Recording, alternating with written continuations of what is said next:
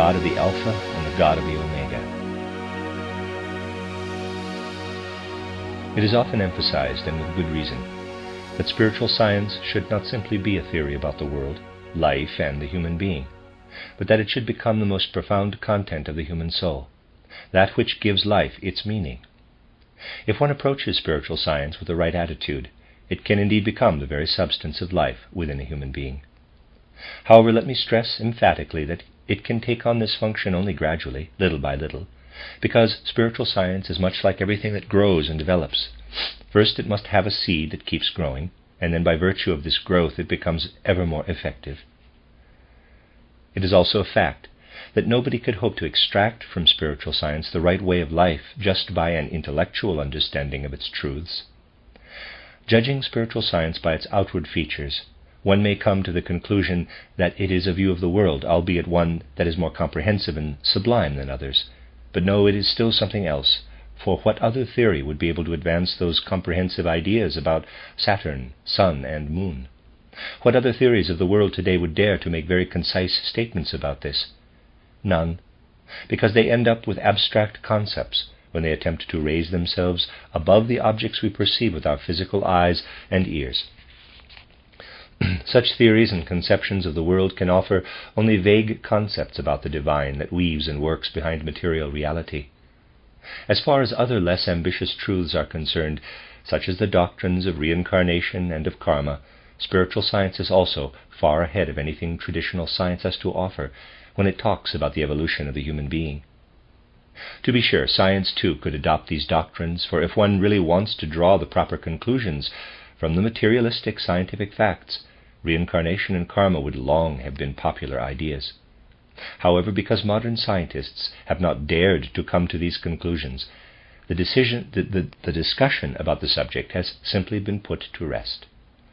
Evolution from the perspective of natural history and of history is discussed, but nobody wants to hear anything of the true evolution of the human individuality, which continues from one life to another and carries the human soul into the future.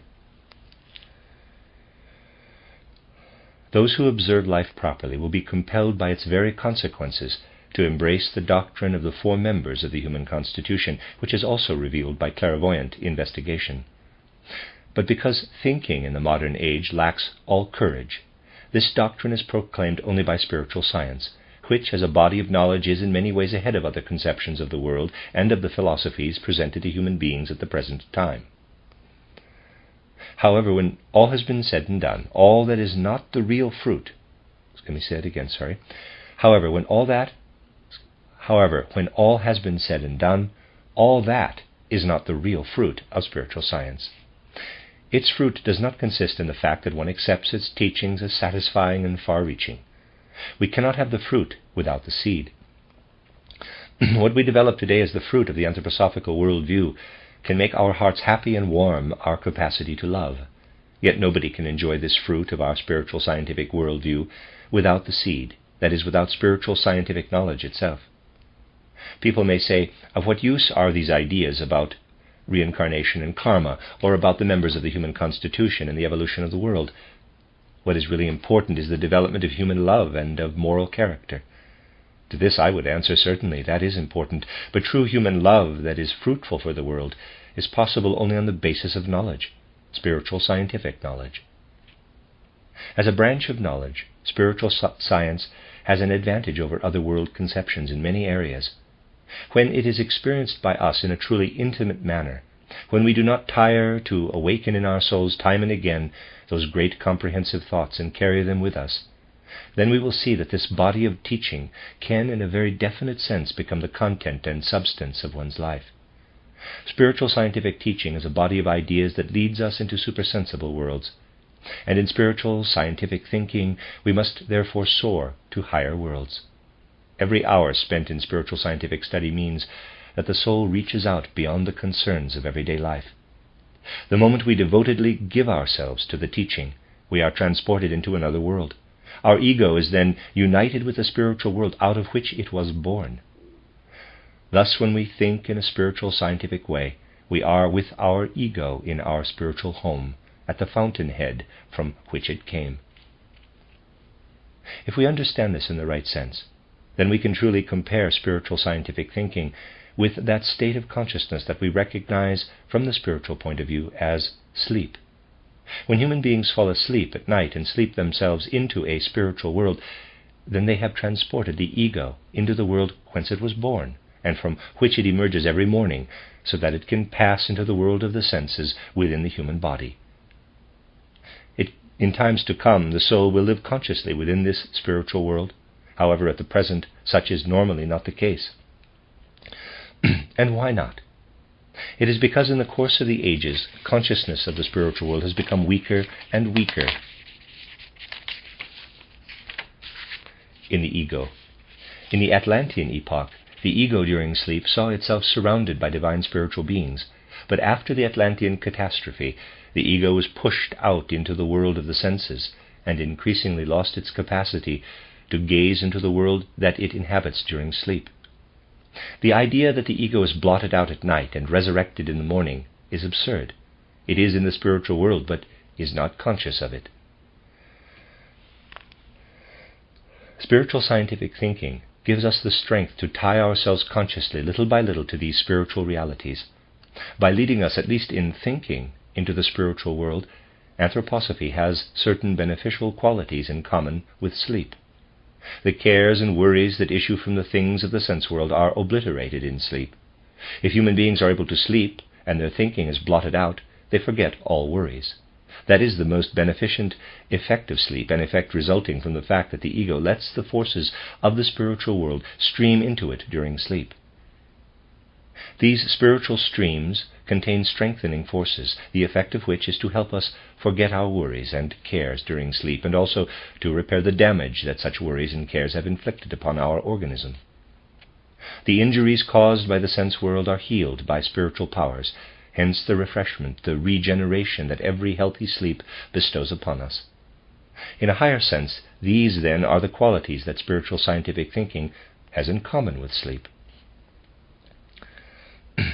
Spiritual thoughts are powerful if we accept them as living forces. When we elevate ourselves to the thoughts that are connected with the past and the future of the earth, and allow these momentous events to work on us, then our keyed-up soul will be drawn to these events, far away from the worries of the day. Thoughts of how the ideal of our own sovereign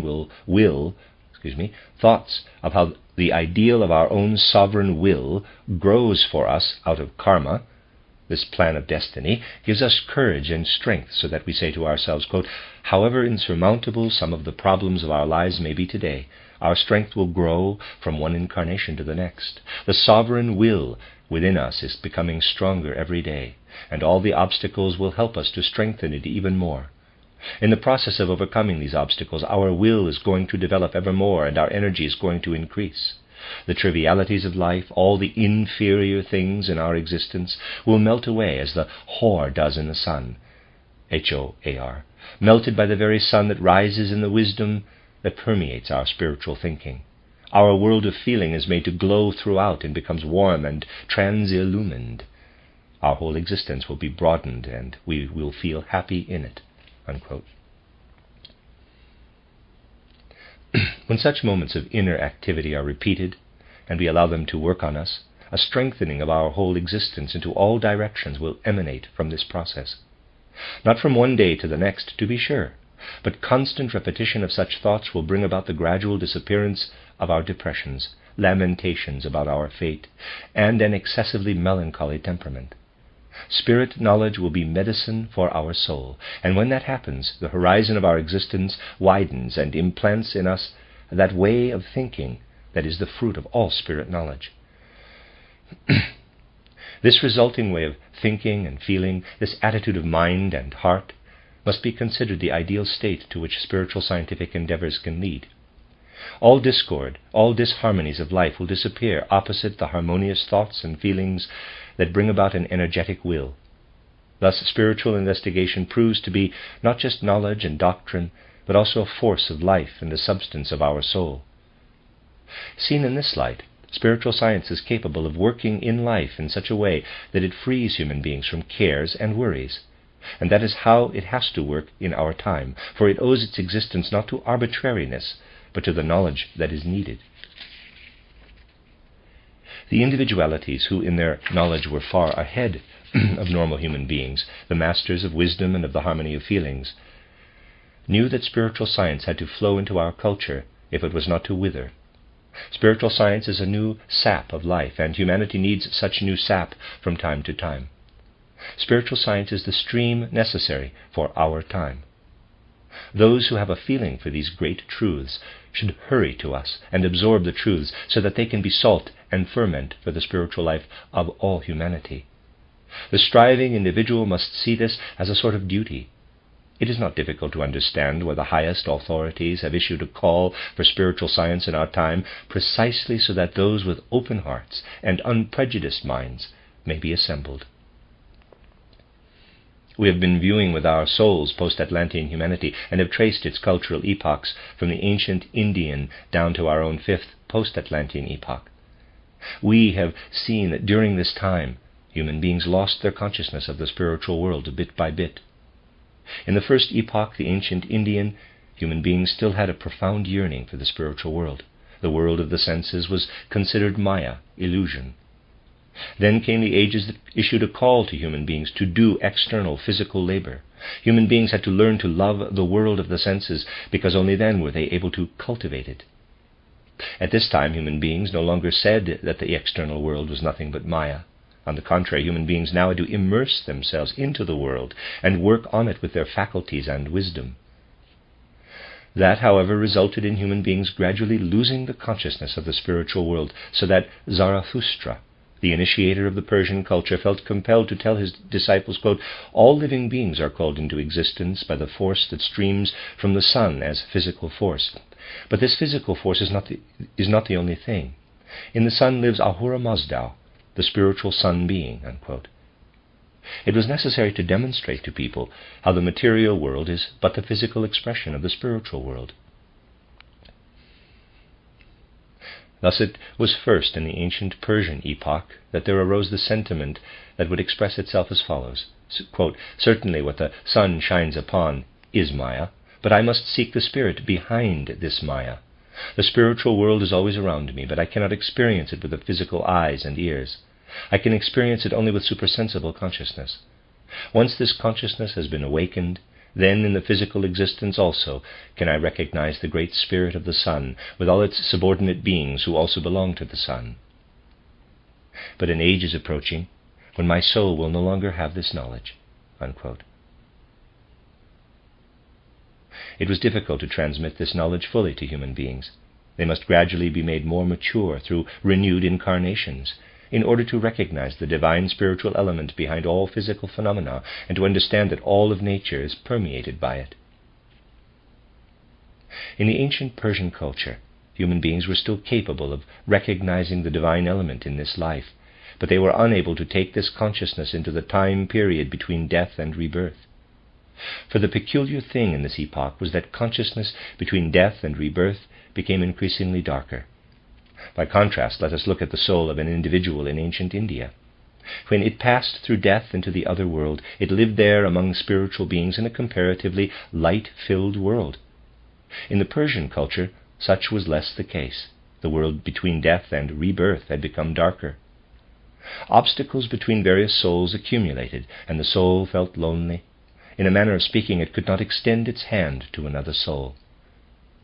But that is the difficult and dark side of life in the spiritual world. The soul may not share its path with others.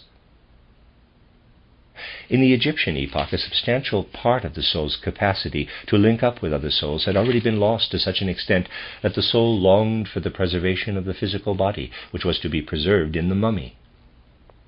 The reason for this was that the soul sensed it had very little strength that could be taken into the life between death and rebirth. Human beings at this time wanted to preserve the physical body, so that the soul might be able to look down on it as on something that belonged to it, thus compensating for the power it no longer had in the spiritual world. Cultural phenomena such as mummification are deeply connected with the evolution of the human soul. An Egyptian had the notion that in death he would be united with Osiris. He said these words to himself, quote, "Long ago, in ancient ages, the soul was able to gaze into the beyond. It has now lost this visionary power, but it can make up for the loss if in this life it develops qualities by which it will become more and more like Osiris himself, the soul will then itself become Osiris-like and will be united with Osiris after death, unquote. And so, by clinging to Osiris, the soul tried to create a surrogate for everything that could no longer be preserved from ancient times. However, what Osiris was unable to give to the human soul is told in an Egyptian legend, whereby Osiris was once living with human beings on earth until his evil brother Seth shut him up in a wooden box similar to a casket. This means that Osiris did live on earth with human beings when they were still more spiritual, but then he had to remain in the spiritual world because he was too sublime to fit into the physical human form. Similarly, if the soul wanted to create a substitute for the lost spiritual power or vision between death and rebirth, it had to become a being that is too sublime, too good for the human form. By becoming similar to Osiris, the soul would be able to overcome its loneliness in the beyond, but it could not take into a new incarnation what it had received in the spiritual world through the characteristics it had in common with Osiris. This is so because, after all, Osiris was not suited for this physical incarnation. The grave danger threatening humankind in those times was that incarnations were steadily deteriorating because there could be no new influx of spiritual forces. Only what had remained from ancient ages could be further developed, and all that reached its ultimate maturity in Greco-Roman times.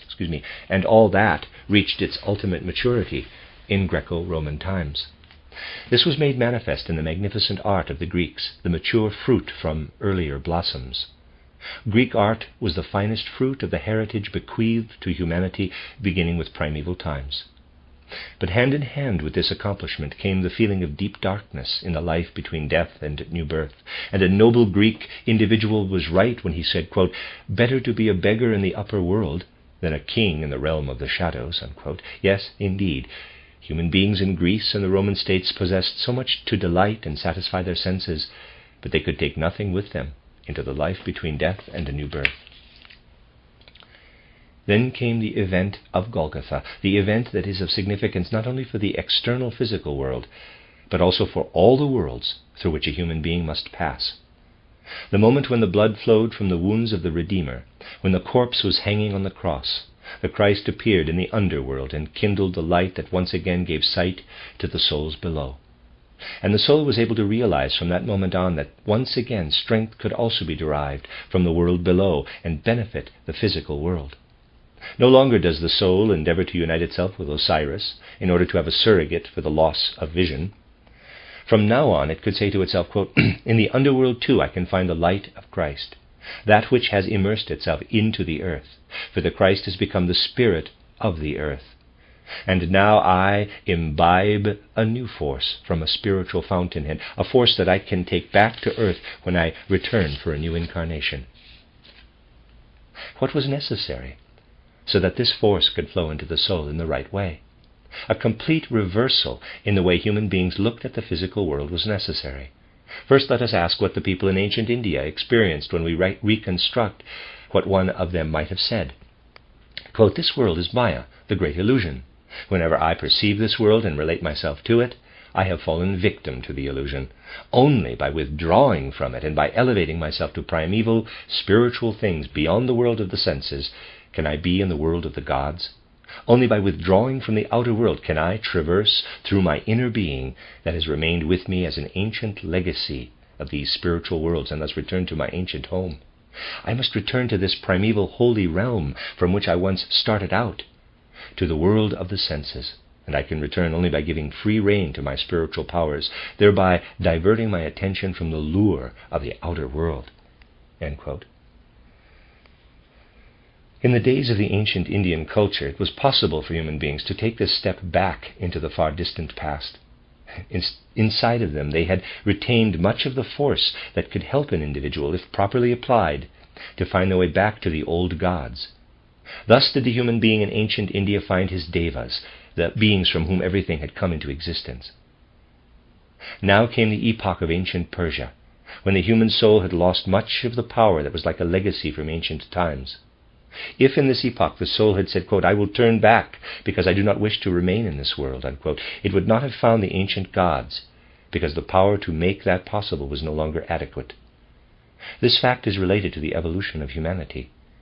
Had the soul attempted to divert its gaze away from the outer world and consider it as nothing but Maya, this would have led to its seeing not the higher gods, but rather the subordinate devas, who were evil spiritual beings that did not belong to the ranks of higher gods.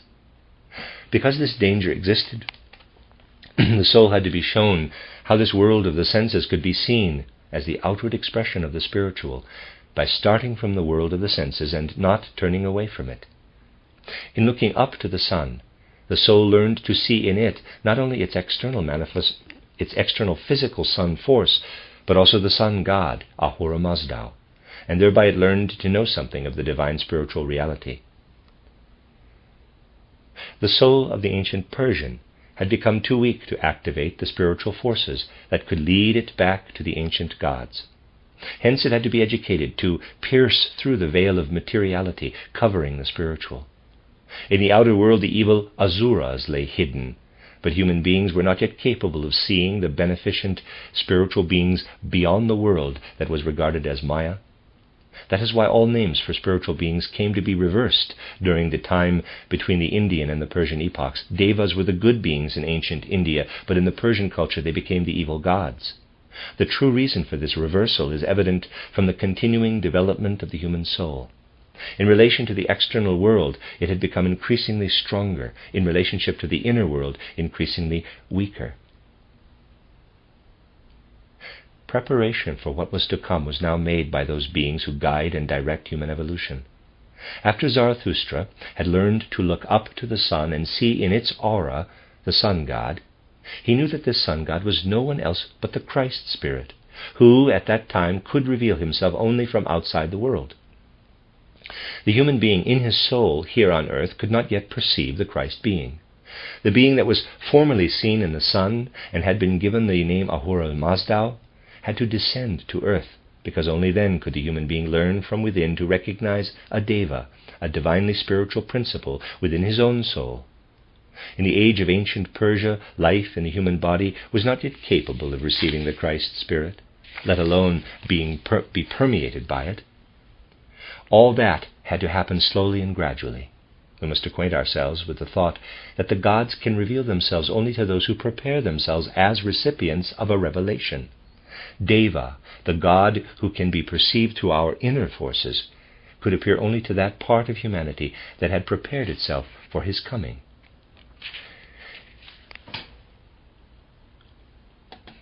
Everything in human evolution comes to pass slowly and gradually, and evolution does not proceed everywhere in the same manner. After the Atlantean flood, the tribes had migrated to the east. Since they settled in various regions, their development also differed. What enabled the ancient Indian to have a vivid feeling for the spiritual world? This happened because the evolution of the ego in this part of the world had taken a very special course. In the people of ancient India, the ego had remained deeply entrenched in the spiritual world, so that it was disinclined to make much contact with the physical world. It was the peculiar characteristic of an individual in ancient India that he or she would cling to the spirituality of preceding ages, while at the same time confining relations with the physical world to a minimum. Since the individual in ancient India did not want to connect his or her ego with the physical world, the achievements of external civilization have not blossomed in India or in many other regions of the East where people by and large seem to have lacked inventive genius. By contrast, the inventiveness of the people in the West prompted them to take hold of the external world, since they considered it their task to cultivate and improve it. Ancient Persia formed, as it were, the boundary between East and West. The people who paid little attention to the material existence in this world tended to settle and remain in the East. That is why the teaching of a Buddha was still necessary for the people of the East 600 years before Christ. Buddha had to be placed into world evolution at this juncture, because it was his mission to keep alive in the souls the longing for the spiritual worlds of the past, and that is why he had to preach against the thirst for entering the physical world. However, he was preaching at a time when the soul still had the inclination, but no longer the capacity, to elevate itself into the spiritual worlds. Buddha preached to human beings the sublime truths about suffering, and he brought to them the insights that can lift the soul above this world of suffering. Such teaching would have been unsuitable for the Western world. It needed a doctrine that was in tune with the people's inclination to embrace the physical world, and that could be summarized by the following explanation. Quote, "You must work in the outer world in such a way that the forces of this world are placed in the service of humanity. But after death, you can also take the fruits of your life into the spiritual world." Unquote. The peculiar essence of Christianity is usually not properly understood. In the Roman world, it did not appeal much to those who were able to enjoy the treasures and riches of this world. But those who were condemned to toil in the physical world liked Christianity. They knew that in spite of all their work in the physical world, they were developing something in this life that they could take with them after death. Such was the feeling of exaltation inspiring the souls of those who accepted Christianity. Human beings could say to themselves, quote, "By setting up Christ as my ideal, I develop something in this world that cannot be annihilated even by death." Unquote. This consciousness could develop only because Christ had actually been on earth, not as a diva, but as a being who had incarnated in a human body and who could be a model and an ideal for every human being. For this to happen, the impulse and the proper forces had to be created, and this preparatory work had been done by Zarathustra. He had experienced so much that he was prepared to take this mission. In ancient Persia, Zarathustra had been able to behold the sun god in the aura of the sun, but he had had to prepare himself for that task in earlier incarnations. During the era that was still inspired by the teachings of the holy rishis, Zarathustra had already gone through some sublime experiences in incarnations. He had been initiated into the teachings of the holy rishis, having absorbed them stage by stage in 7 subsequent incarnations. Then he was born into a body that was blind and deaf, which afforded him as little contact with the outer world as was possible. Zarathustra had to be born as a human being who was practically non-susceptible to outer sense impressions, and then out of his innermost being the memory of the teachings of the holy rishis from a previous incarnation welled up in him. And at that moment the great sun god was able to kindle in him something that went ever further than the wisdom received from the holy rishis. That experience awakened in him again in his next incarnation. And it was then that Ahura Mazda revealed himself to Zarathustra from without. You can see, therefore, that Zarathustra had experienced a great deal before he could become the teacher and inspirer of the people of ancient Persia. We also know that Moses and Hermes were his disciples, and that he gave his astral body to Hermes and his etheric body to Moses. Moses was the first to proclaim the teaching that emanated from the Akasha Chronicle, the teaching of the, quote, "I am the I am," unquote, Eja Asher Eja, if I'm saying that right. And thus Zarathustra prepared himself slowly for an even greater and more prodigious sacrifice. When Zarathustra's astral body reappeared in Hermes and his etheric body in Moses, his ego, whose development had steadily progressed, was able to form a new astral body and a new etheric body for the new incarnation commensurate with the full powers of the ego. And 600 years before Christ, Zarathustra was born again in the land of Chaldea and became the leader of Pythagoras under the name Zarathos or Nazarathos. Within the Chaldean culture, he then prepared the new impulse that was to come into the world. This is reflected in that passage of the New Testament that speaks of the 3 wise men from the east who came to greet the Christ as the new star of wisdom. Zarathustra had taught that the Christ would come, and those who were left as disciples of this significant Zarathustra doctrine knew at what point in time the great impulse of Golgotha would arrive. There is always a certain connection between great individualities of the world, such as Buddha, Zarathustra, and Pythagoras, because what is at work in the world is a force, a fact. Great spirits work together, and they are born into a certain age for a purpose. Likewise, the great impulses in human evolution weave themselves into each other.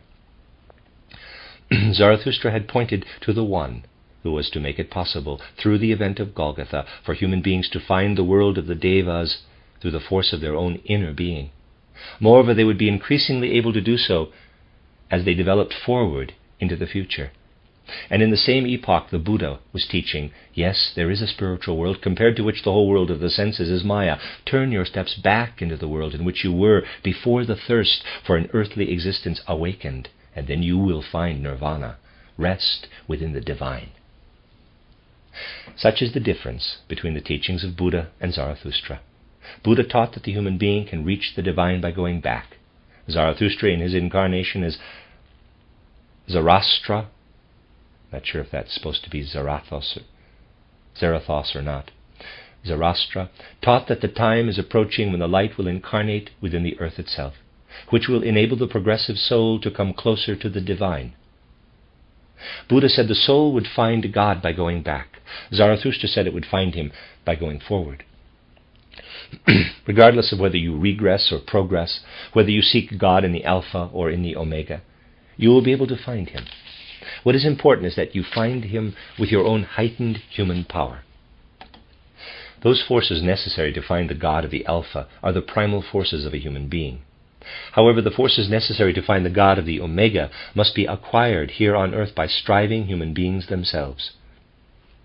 It makes a difference whether one goes back to Alpha or forward to Omega. He who is content with finding God and just wants to get into the spiritual world has the choice of going forward or backward. However, the individual who is concerned that humanity leave the earth in a heightened state must point the way to Omega, as did Zarathustra. Zarathustra prepared the way for that part of humanity that was to become involved with the very forces of the earth. Yet Zarathustra also fully understood the Buddha, for their quest was ultimately the same. What was Zarathustra's task? He had to make it possible for the Christ impulse to descend to the earth. Zarathustra was reborn as Jesus of Nazareth, and because of what had transpired in the previous incarnation, his individuality was able to unite itself with many a force that had been preserved as a result of spiritual economy. The world is profound and truth is complicated. There was also interwoven in Jesus of Nazareth the being of the Buddha. It had advanced on different paths because many powers work in the one who is supposed to have an influence on humankind. The ego of Jesus left the physical, etheric, and astral bodies at baptism in the Jordan River, and the Sun God, the Christ Spirit, entered and lived 3 years in the bodies of Jesus of Nazareth. And this is how Zarathustra had prepared humanity to be the recipient of the Christ impulse. An important moment in the evolution of the earth had arrived with these events. It had now become possible for human beings to find God in their innermost being. In addition, they were now able to take something with them from the life between death and new birth into the new incarnation. And now in our own age, there are already present souls who feel strongly enough that they have been in a world illumined by the light of Christ. The fact that this is dimly divined in many a soul means that human beings today are capable of receiving and understanding the teachings of spiritual science. And because such people exist today, the masters of wisdom and of the harmony of feelings have expressed the hope that such people will also feel the truths of spiritual science and will make them the very substance of their lives. Knowing all this, the masters assigned the mission of proclaiming anthroposophy in the present age to those who have already attained a high level of understanding.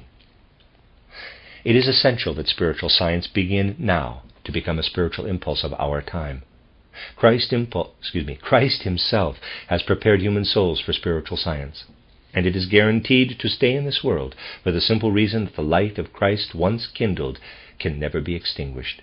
Once we inspire ourselves with the feeling that the stream of anthroposophical spirituality is a necessity, then we are immersed in it in the right way, and it will always stand before us as an unshakable ideal. Yes, the human personality had to develop to such an extent that light could descend and say in a human body, quote, "I am the light of the world," unquote. The light of the world first came down into the soul of Zarathustra and spoke to it. Zarathustra's soul understood the meaning of this universal light and sacrificed itself so that these significant words would go out to all humanity from a human body, quote, "I am the light of the world," unquote,